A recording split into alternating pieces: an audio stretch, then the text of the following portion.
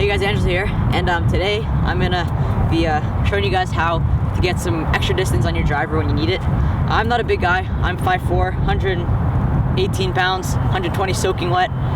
So I'm not a very big guy, but I still managed to hit the ball around 270, 280. Let's get started.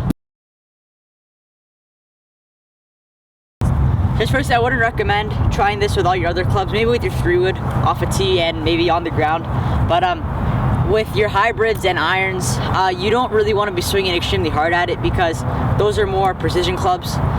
They are meant to be going at a certain yardage, but with your driver, it's just hit it as far as you can when you want.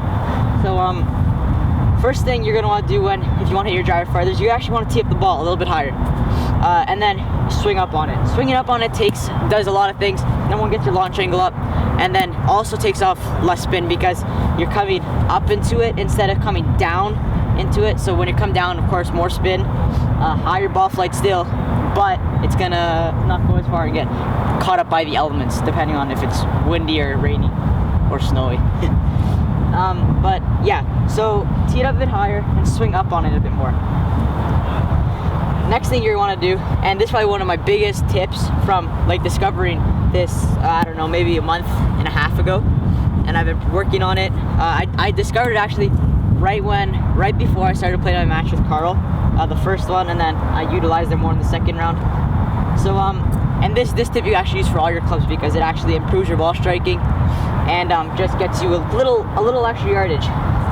So this so again, tee it up higher, swing up. But this tip, when you're up on the top of your backswing, instead of you just swinging normally down, I want you to really feel like you drop your hands down. So that's the feeling. I probably don't even do it in my swing, you probably can't even see it, but that's the feeling. And then I end up clearing my hips really hard, and I end up getting the club through really fast. I have two more tips now involving the lower body. So firstly, when you're swinging in your backswing, you don't want to be moving your lower body a lot.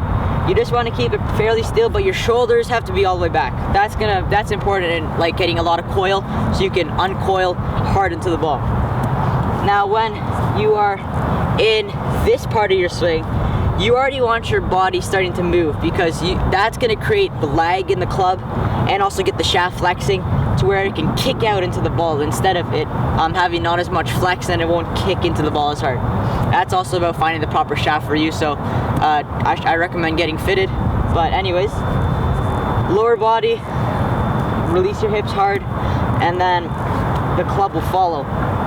Now, you'll probably have noticed in a lot of my videos, I'm working on trying to get my hips more in sync with my upper body. That's because sometimes my hips will be too far ahead, and then I'll end up blocking it out to the right, and that loses a lot of distance.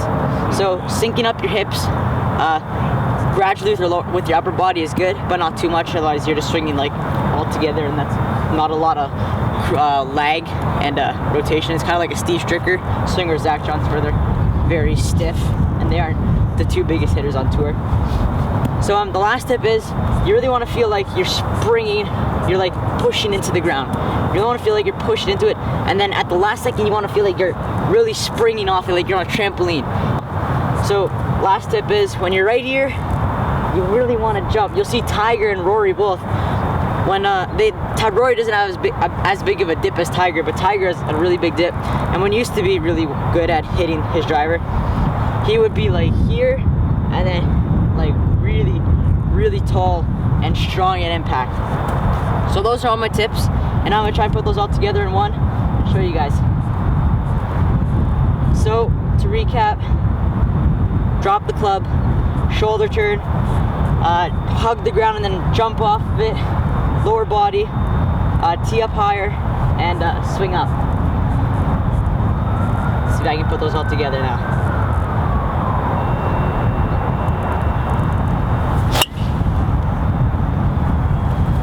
Alright guys, I hope you enjoyed this video. Thanks for watching again.